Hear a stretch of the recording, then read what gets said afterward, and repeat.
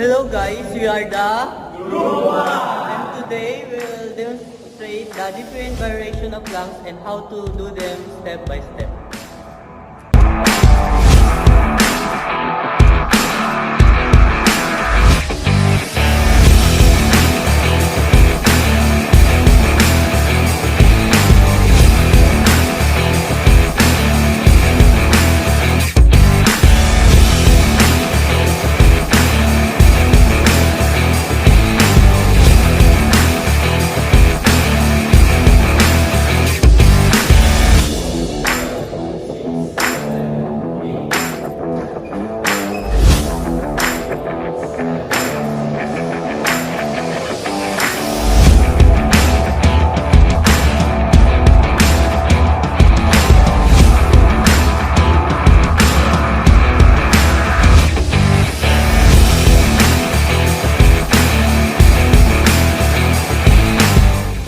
Now, he will demonstrate the knee plank exercise. And the first step he needs to do is lie on your stomach with your forearms on the floor. Be sure your elbows are directly under your shoulders. And the second step you need to do is press your forearms into the floor and raise your torso off the floor while keeping your knees, toes, and elbows touching the floor. Keeping the core tight and your neck in neutral position. Avoid looking up or down and avoid lifting your hips or dropping them by tucking in your pelvis. And the last step is while engaging your glutes, hold this position for 30 seconds or as long as you can while maintaining proper form. Number 2, straight arm knee plank. The first step you need to do is lie on your stomach with your arms bent at your sides, hands directly under your shoulders and palms flat on the floor. Second step is to press your hands into the floor to lift your torso and straighten your arms. Keep your knees partially bent and touching the floor. Aim to have your knees aligned with your shoulders, core tight, and neck in neutral position. Avoid looking up or down.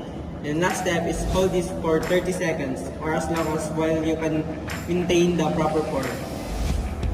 Number 3, forearm plank. The first step he needs to do is lie on the floor and place your forearms directly under your shoulders. Second step is to slowly lift your torso off the floor by pressing into your forearms and knees. Contact your core as you raise up and maintain a neutral neck and spine. Third step is to tuck your toes under and lift your knees so that your body forms a straight line. The last step is hold this for 20 to 30 seconds, building up to 1 minute or longer. Number 4, straight arm full plank. First step you need to do is start on all fours with your hands directly under your shoulders and your knees slightly behind your hips. Second step is to push your hands into the floor and raise one knee at a time off the floor. Straighten both legs so you are in the straight line from heels to head. Your body should look if you are in the upward position of a push-up. Ensure that your hands and shoulders are aligned. Legs are strong, feet are hip-width apart, and core is engaged. The last step is hold this for 30 seconds or longer, as long as you can maintain proper form. Number 5, forearm to full plank. The first step you need to do is start in forearm plank position. Second step is to straighten one arm at a time to lift yourself into the full plank. Try this slowly at first to perfect the transition. Place your hands where your elbows were so that your hands are directly under your shoulders in high plank. Third step is to return to forearm plank position by slowly bending one arm and then the other. Last step is to continue this for 30 seconds for one set, performing 2 to 3 sets total.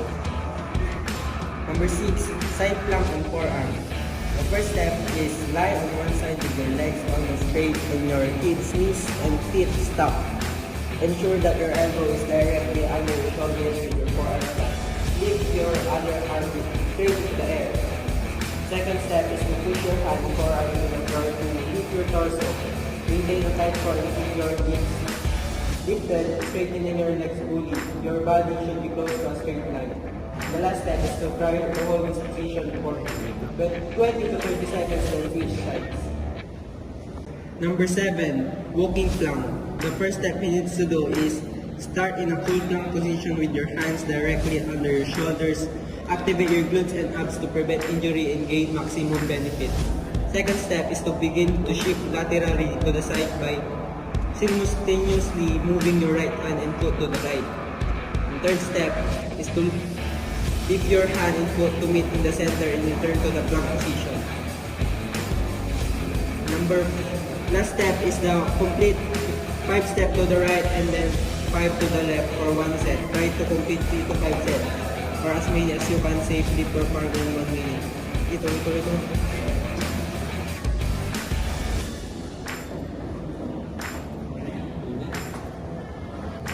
Number 8, plank with shoulder tap.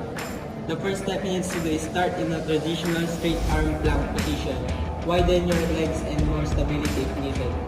Second step is to keeping your core tight, lift your right hand off the floor and touch your left shoulder and then return your right hand to the floor. Third step is to lift your left hand and touch your right shoulders. And the last step is to continue to alternate hands for 20 to 30 seconds. Avoid rotating your shoulders or hips during this movement. The goal is to keep your body in a straight line. Number 9, reverse plank. First step you need to do is sit tall on the floor with your legs extended in front of you. Place your hands behind you on the floor with your fingertips pointed toward your feet. Second step is to engage your glutes, core, and arms to lift your hips, forming a straight line from hips to shoulders. And ensure that your shoulders are ground down. Away from your ears, avoid dipping your hips by slightly tapping your pelvis. The last step is to hold this for 20 to 30 seconds or as long as you can while maintaining proper form. Number 10, Spider-Man plank, knee to elbow. First step is to start in full plank position. Second step is to pull your right knee toward the outside of your right elbow and then push it back to return to plank position. Make sure your knee is open to the outside, so your inner thigh hovers the floor as you move your leg. Third step is to exhale as your knee comes forward and inhale as you push it back. The last step is to start with 8 to 12 reps on each side, aiming for up to 20 reps on each side as you get stronger. 11. Plank with alternating knee to elbow.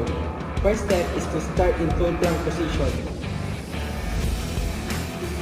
Second step is to lift one leg and pull your knee towards the opposite elbow. Now, third step is to push your leg back to the starting plank position. Be sure to keep your abs and glutes tight throughout the exercise. The last step is to continue alternating sides for 20 to 30 seconds or as long as you can maintain proper form. Aim for 2 to 3 sets.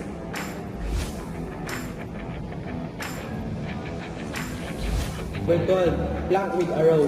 First step is to grab 2 dumbbells of your choice.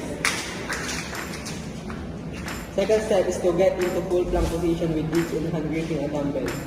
Third step is to, with your right arm, lift the dumbbell to the side of your waist or toward the hip to perform one row. And fourth step is to return the dumbbell to the starting position. Fifth step to perform one row with your opposite arm. And the last step is complete 8 to 12 breaths on each side. Aim to do 2 to 3 sets.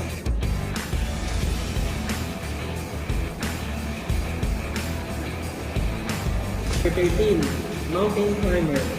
First step is to start in full plank position with your hands directly under your shoulders. Second step is to place your hands slightly wider than your shoulders and use your upper body and pelvis to stabilize yourself.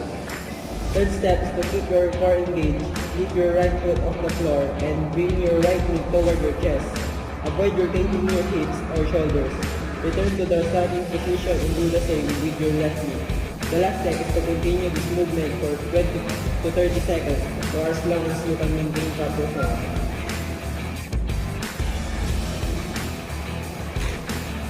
Number 14, plank jump. First step is to start in a forearm plank or high plank. Second step is to jump both feet outward, wider than hip distance apart. Third step is to immediately hop them back into the original plank position.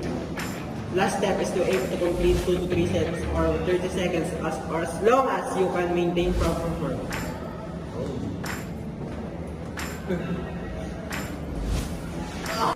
Lastly, you will pull down yourself. 1, 2, 3, go. 1, 2,